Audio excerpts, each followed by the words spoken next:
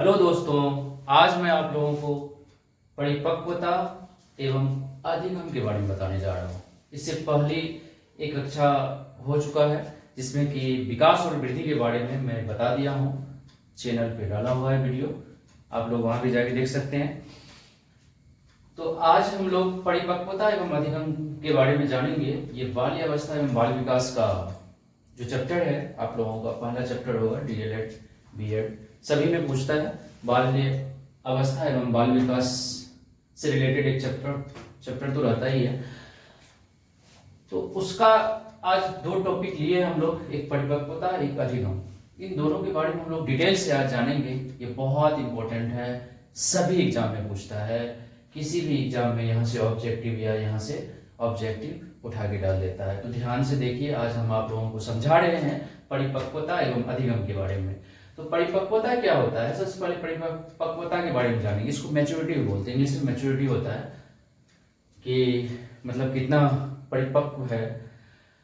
तो इसको परिभाषित किया जा सकता है कि किसी भी कार्य को करने के लिए शारीरिक मानसिक रूप से सक्षम होना आवश्यक है। कोई भी कार्य अगर हम करते हैं ना, तो अगर हम शारीरिक और मानसिक रूप से सक्षम है, स्वस्थ हैं, तो उस कार्य को हम बहुत अच्छे से कर पाएंगे। तो वही बताया गया है कि किसी भी कार्य को करने के लिए शारीरिक और मानसिक रूप से सक्षम होना आवश्यक है। और यही स्वक्षमता जो है ना, परिपक्वता कहलाता है।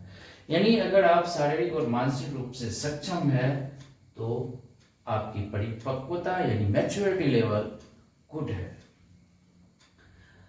ये हमेशा जन्मजात भी होता है। परिपक्वता जन्म से भी आता है। कुछ बच्चे बहुत कम एज में बहुत ज्यादा परिपक्व हो जाते हैं।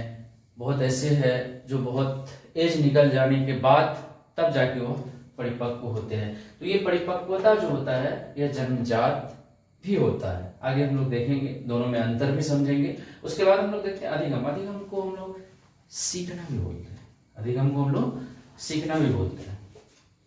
इसको हम लोग सीखना। अधिगम का मतलब होता है सीखना, लर्निंग, मतलब सीखना। तो क्या इसका परिभाषा होगा कि व्यापक, सतत एवं जीवन भर जो हम लोग कुछ ना कुछ सीखते रहते हैं।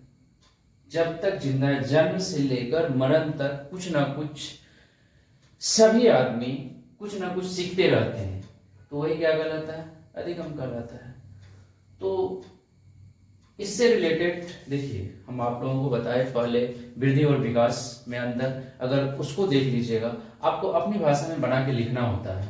आपको उसकी परिभाषा, उसके बारे में अगर कुछ भी जानकारी है और अगर आपसे पूछ दे परिपक्वता क्या है, परिपक्वता की विशेषता बताए, परिपक्वता और अधिगम में अंतर बताए, तो अगर आप थोड़ा सा भी जान रहे हैं ना, तो आप अपनी भाषा में बना के उसको लिख सकते हैं। तो वही मैं समझाने का प्रयास कर रहा हूं। तो अधिगम हो गया, ये जीवन पर्यंत चलते रहता है। जन्म से लेकर मरण तक अगर हम कुछ ना कुछ सीखते रहते हैं, उसको सीखना कहलाता है यार। सीखना मतलब अधिगम। अधिगम को ही दूसरा नाम सीखना है, लर्निंग करना है। हम कुछ ना कुछ सीखते रहते हैं। तो अधिगम और परिपक्वता में आप लोग समझ गए कि क्या अंतर होता है। आगे हम लोग इन दोनों का अंतर भी समझेंगे, दोनों में क्या क्या अंतर है।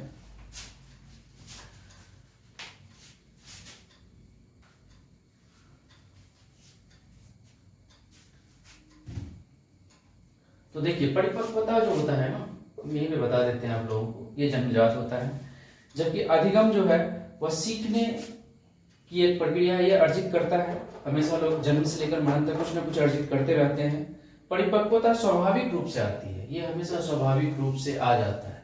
जैसे जैसे एज बढ़ेगा, आपका परिपक्वता लेवल जो बढ़ते जाएगा, आपकी समझदारी बढ़ती जाएगी। जबकि अधिगम जो है या सीखने के लिए अनुभव और प्रशिक्षण की आवश्यकता होती है। इसमें जो है सीखने के लिए प्रशिक्षण करना पड़ता है हम लोगों को। जैसे अभी आप डीएलएड कर रहे हैं या बीएड कर रहे हैं, तो आप क्या कर रहे हैं? प्रशिक्षण का डिग्री ले रहे हैं ना। आप सीख रहे हैं कि हमको बच्चे को कैसे पढ़ाना है। तो यह एक अधिगम कहलाता है। उसके बाद परिपक्वता जो है यह जातीय प्रक्रिया है। यह क्या होता है? यह जातीय प्रक्रिया है, जबकि सीखना व्यक्तिगत प्रक्रिया है। यह जो है व्यक्तिगत, यह व्यक्तिगत प्रक्रिया है। व्यक्ति अपने अपने हिसाब से सीखता है, जिसको जो चीज सीखने का है वो अपने हिसाब से सीखते रहता है।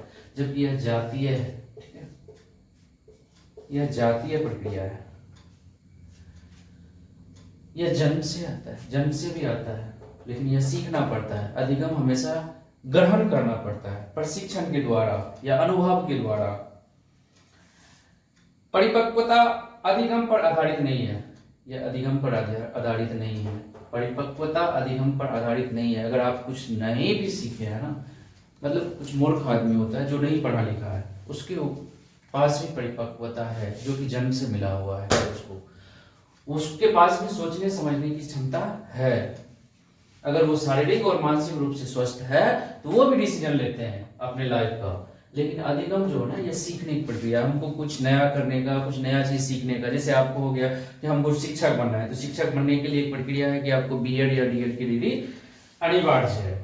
तो उसके लिए उसमें क्या पढ़ाना है बच्चे को, यही बताया गया है। बीएड या डीएड का जो कोर्स होता है, तो उसी में ये चैप्टर है आपका बाल्य अवस्था एवं बाल विकास। तो आप बच्चे को कैसे पढ़ाइएगा,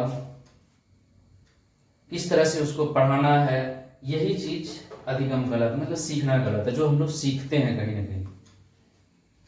परिपक्वता में प्रेरणा का कोई योगदान नहीं होता है। परिपक्वता में प्रेरणा का कोई योगदान नहीं होता है, जबकि सीखने की प्रक्रिया में अभिप्रेरणा का मुख्य स्थान है। इसमें मुख्य स्थान होता है अभिप्रेरणा का। परिपक्वता पर अनेक कारकों का प्रभाव पड़ता है, जैसे लिंग, रुचि, आयु, जाति आदि। इसमें जो है बहुतों का प्रभाव पड़ जाता है। परिपक्वता पर बहुतों का प्रभाव पड़ता है, जैसे लिंग, अगर वो पुल्लिंग है कि स्त्रीलिंग है, उस हिसाब से उसका परिपक्वता रहता है। रुचि आपका कैसा है, आपकी आयु क्या है, उस हिसाब से आपकी परिपक्वता होगी। आपकी जाति क्या है, इस हिसाब से आपके अंदर परिपक्वता आता है। ये उस पर निर्भर करता है। सीखना सार्वभौमिक प्रक्रिया है, यह जबकि सार्वभौमिक है। सीख कोई भी सकता है, इससे कोई मतलब नहीं है कि उसका लिंग क्या है, मतलब वो पुरुष है कि महिला है, उसको रुचि है या नहीं है। लेकिन अगर वो सीखने की इच्छुक है सीखने के लिए, तो वो सीख सकता है। आयु क्या है, कोई मतलब नहीं रखता है सीखने के लिए, अधिगम करने के लिए। जाति, कौन सी जाति की है वो, कोई मतलब नहीं है। लेकिन परिपक्वता पे ये सब निर्भर करता है। तो आप लोग अगर इससे रिलेटेड कोई भी सवाल आए, कुछ भी आए, परिपक्वता किसे कहते हैं, परिपक्वता को परिभाषित करें, परिपक्वता का विशेषता बताएं, परिपक्वता एवं अधिगम में क्या अंतर है, या अधिगम क्या है, अधिगम की विशेषता बताएं, तो मुझे लगता है कि आप लोग अपने भाषा में बना के जरूर लिख लेंगे। तो आज इतना ही। इसके बाद दूसरे दिन अगला क्लास होगा। तो अगर आप लोगों को थोड़ा सा भी कुछ भी समझ में आ रहा है, या इससे लग रहा है कि आपको फायदा हो रहा है, ये क्लास कंटिन्यू चले, तो मैं आप लोगों से यही कहूँगा कि चैनल को सब्सक्राइब कर लें और लाइक कर दें, ताकि और कुछ भी अगर आपको बोलना है तो आप कमेंट बॉक्स में लिख सकते हैं, जिससे कि हमको पता चले कि आपको समझ में आता है या नहीं आता है। धन्यवाद।